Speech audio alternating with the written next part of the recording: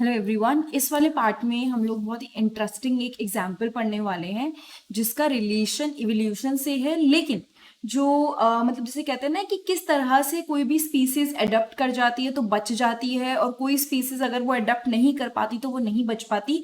वो आपको इस एग्जाम्पल से समझ में आ जाएगा।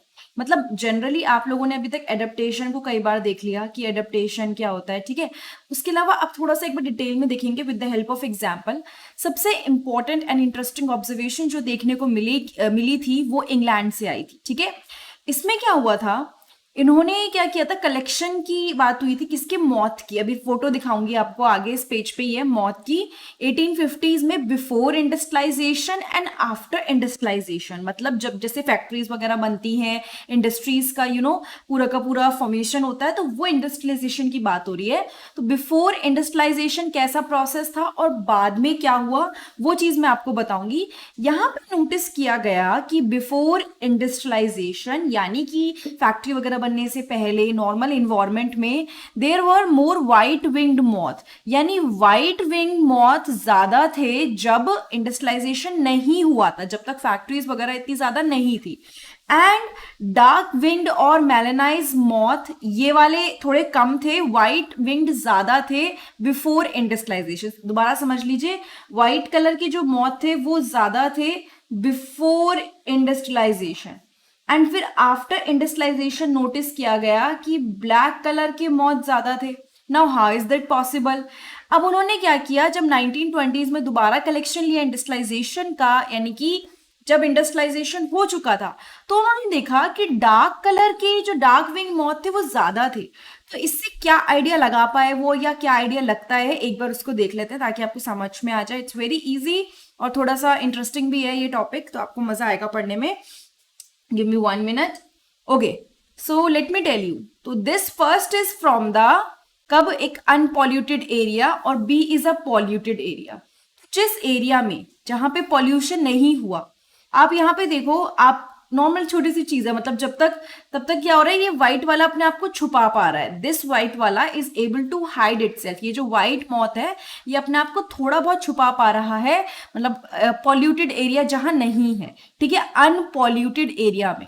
क्योंकि वहां पे क्या होता है, जो बार्क है, ये जो मतलब लकड़ी की जो बार्क है ये लाइट कलर की है, तो ये साथ में कैमोफ्लॉज कर पा रहा है, खुद को हाइड कर पा रहा है। दूसरा एग्जाम्पल है पॉल्यूटेड एरिया का। पॉल्यूटेड एरिया में आप इस व्हाइट वाले को बड़े आराम से स्पॉट कर सकते हो, you can spot it very easily, क्योंकि जो बार्क है इसका कलर चेंज हो चुका है बिकॉज ऑफ द पोल्यूशन। तो यहाँ पे इन्होंने क्या बोला, ध्यान से सुनिएगा, बहुत इंटरेस्टिंग एग्जाम्पल है। Predators will spot a moth against a contrasting background, यानी प्रेडेटर्स जिसको भी, ये बेसिकली जो मॉथ ईटिंग है या जो मॉथ को खा सकते हैं, वो किसी भी मॉथ को बड़े आराम से स्पॉट कर लेंगे कॉन्ट्रास्टिंग बैकग्राउंड के against. Now what does that mean, कि अगर उनको ये कॉन्ट्रास्ट, मतलब सपोज कोई भी चीज मैं आपको शो करती हूँ, if this is black and this is black, तो आप ब्लैक यहाँ पे आराम से स्पॉट नहीं कर सकते हो। But if I pick this cup and if I put it here, then आप इस ब्लैक को बहुत आराम से स्पॉट कर सकते हो। तो जब वो अपने आप को छुपा नहीं पाए मॉथ, तो उनके प्रेडेटर्स जो उन पर अटैक कर रहे हैं वो उनको बड़े आराम से स्पॉट कर पाए।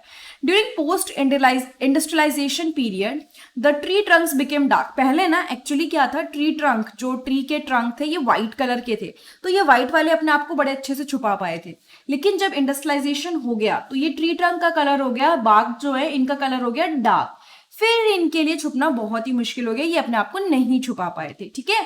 अब इन्होंने क्या बोला, यहां तक तो हमने पढ़ लिया। Under this condition the white wing moth did not survive due to predators. अब व्हाइट वाले खुद को हाइड नहीं कर पाए तो वो सर्वाइव भी नहीं कर पाए due to predators. Dark winged और मेलानाइज मॉथ सर्वाइव। तो इसने क्या बोला कि जो डार्क विंग या फिर मेलानाइज मॉथ है, इन्होंने अपने आप को सर्वाइव कर लिया था, क्योंकि बार्क जो थी वो ब्लैक कलर की हो गई। जैसे यहाँ पे देखो ना, बार्क ये ब्लैक कलर की हो गई, तो ये तो बड़े आराम से अपने, मतलब ये तो नहीं छुपा पा रहा खुद को, लेकिन ये अपने आप को बड़े आराम से छुपा पा रहा है। तो जब तक डार्क यानी कि जो बार्क थी वो जब तक लाइट कलर की थी, तब तक ये अपने आप को बचा पा रहे थे। लेकिन इंडस्ट्रियलाइजेशन के बाद ये एकदम से स्पॉट होने लग गए, क्योंकि कोई भी प्रेडेटर इनको देख सकता, ठीक है। Before industrialization set in, thick growth of almost white coloured lichen covered the trees. In that background the white wing moth survive but the dark colour moth were picked out of predators. Now आप लोग बोलोगे ma'am ऐसा क्या reason है कि जो ये मौत है ये उस टाइम पे छुप जाते थे, ठीक है। एक तो बाघ का कलर भी हो गया। दूसरा आपने लाइकिन के बारे में सुना होगा। लाइकिन जो होता है that is an association of fungus and algae, उनका एक सिम्बायोटिक रिलेशनशिप होता है, ऐसा रिलेशनशिप जिसमें दोनों को फायदा हो। तो लाइकिन एक पॉल्यूशन इंडिकेटर होता है, मतलब जहां पे पॉल्यूशन बहुत ज्यादा होता है वहां पे ये ग्रो नहीं करता, जहां पॉल्यूशन बहुत कम होता है वहां पे ये ग्रो कर लेता है। तो इंडस्ट्रियलाइजेशन से पहले पॉल्यूशन बिल्कुल कम था, तो पेड़ों पे लाइकेन, व्हाइट कलर के लाइकेन थे पूरे में। तो क्या होता था, पता ही नहीं चलता था कि व्हाइट मॉथ कहाँ पर है। तो लाइकेन किसी तरह से इसको बचाने में हेल्प करते थे, लेकिन बाद में ऐसा बंद हो गया क्योंकि लाइकेन ने पॉल्यूटेड एरिया में ग्रो करना बंद कर दिया, ठीक है। They will not grow in areas that are polluted, वो ऐसे एरियाज में बिल्कुल ग्रो नहीं करते जहां जो पॉल्यूशन होता है। इसीलिए moth that were able to camouflage themselves, hide in the background, survive। मतलब बेसिकली पहले वो सरवाइव कर पाए मौत, लेकिन बाद में they were not able to survive. ये चीज से हमें ये समझ में आता है कि basically this understanding is supported by the fact that in areas where industrialization, जहां पे इंडस्ट्रियलाइजेशन नहीं हुआ था, जहां पे ये पोल्यूशन नहीं हुआ, जहां पे फैक्ट्रीज नहीं जमा हुई, वहां पे मेलानिक मॉथ बहुत लो काउंट था। मतलब मेलानिक मॉथ मतलब बेसिकली अगर बात करें जो थोड़ा डार्क कलर का है वो वाला वहां पे बहुत कम था, ठीक है।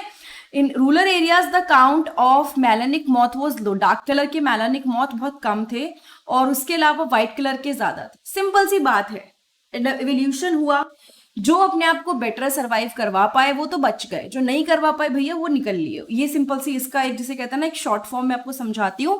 और यहाँ पे रिलेशन लाइकेन से भी आपको करना पड़ेगा अगर ये क्वेश्चन या समझाने के लिए आता है। इसके लिए आपको समझाना पड़ेगा पूरा प्रोसेस कि किस तरह से वो अपने आप को अपने कॉन्ट्रास्टिंग बैकग्राउंड के अकॉर्डिंगली हाइड करने की कोशिश कर रहे थे। इससे शो होता है that in mixed population those that can better adapt, survive and increase in population size, remember that no variant is completely wiped out. इससे ये पता चलता है एक मिक्स्ड पॉपुलेशन में those that can better adapt, survive and increase in population size, यानी कि एक मिक्स पॉपुलेशन जिसमें बहुत सारे टाइप के ऑर्गेनिज्म हो, वहां पे जो अच्छे तरीके से अपने आप को अडेप्ट कर पाएगा, सर्वाइव कर पाएगा, उसका पॉपुलेशन साइज इंक्रीज हो जाएगा, वो इंक्रीज हो जाएगा।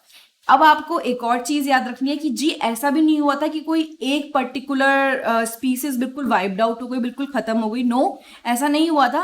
लेकिन जो बिल्कुल ही खत्म मतलब जिसे कहते हैं कम हुई थी, उसका कुछ रीजन रहा था, वो मैंने आपको समझाई दिया है। इसीलिए इससे ये बोलते हैं कि जब आप बहुत ज्यादा पेस्टिसाइड्स मतलब पेस्ट को मारने के लिए यूज होता है, हर्बिसाइड्स हर्ब्स को मारने के लिए, मतलब कोई ऐसी प्लांट जिसको हम नहीं चाहते उगा हुआ देखना, अगर आप उसको एक्सेस में यूज करते हो तो इससे क्या होता है, has only resulted in selection of resistant varieties in much lesser time scale.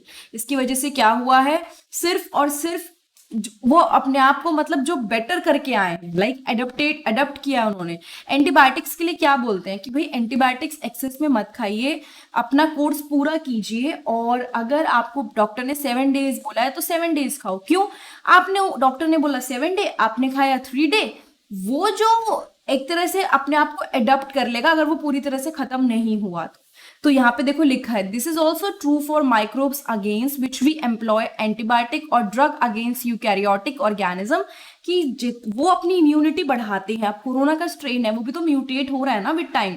ये तो है नहीं कि एक वैक्सीन बना उसके लिए तो वो खत्म हो गया, नो, वो अपने आप को चेंज किए जा रहा है क्योंकि उसको भी सर्वाइव करना है। हर एक लिविंग ऑर्गेनिज्म का, हर माइक्रोब का यही गोल है कि हमें सर्वाइव करना है। Hence, resistant organism cells are appearing in a time scale of months or year and not century। इसीलिए पहले क्या होता था शुरुआत में, जब कोई रेजिस्टेंट ऑर्गेनिज्म, जैसे सपोज एक स्ट्रेन आया कोरोना का, तो अगर वो खत्म हो गया तो उसका एक और स्ट्रेन अगर आता तो पहले वो बहुत सालों में आता, लेकिन अब ऐसा नहीं हो रहा। अब साथ के साथ दे आर म्यूटेटिंग।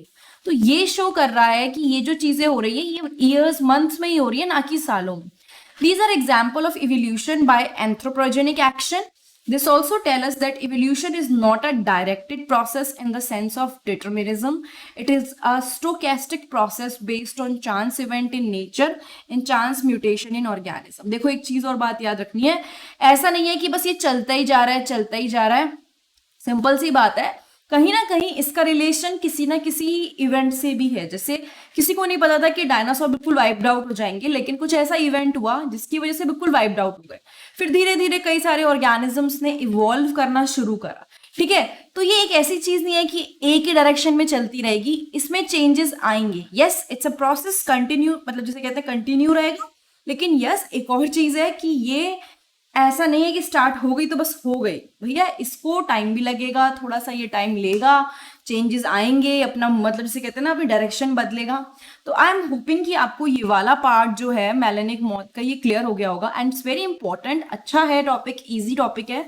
तो अगर ये वीडियो आपको अच्छी लगी तो लाइक, कमेंट, सब्सक्राइब और शेयर जरूर कर दीजिएगा। और आपके काम की इन्फॉर्मेशन ये है कि मेरे चैनल पे ही आपको बायोलॉजी की बहुत सारी प्लेलिस्ट मिल जाएंगी, उसमें इकोलॉजी और इवोल्यूशन की भी मैं सारी नीचे डिस्क्रिप्शन बॉक्स में लिंक शेयर कर दूंगी। 11th बायोलॉजी, 12th बायोलॉजी, और हर एक यूनिट की मैंने अलग से प्लेलिस्ट बनाई है, आपको वो देखने को मिल जाएगी, जिससे आप आराम से पढ़ सकते हैं। सो मिलते हैं नेक्स्ट वीडियो में। Thank you so much. And अगर वीडियो अच्छी लगी तो लाइक, कमेंट, सब्सक्राइब और शेयर करना मत भूलिएगा।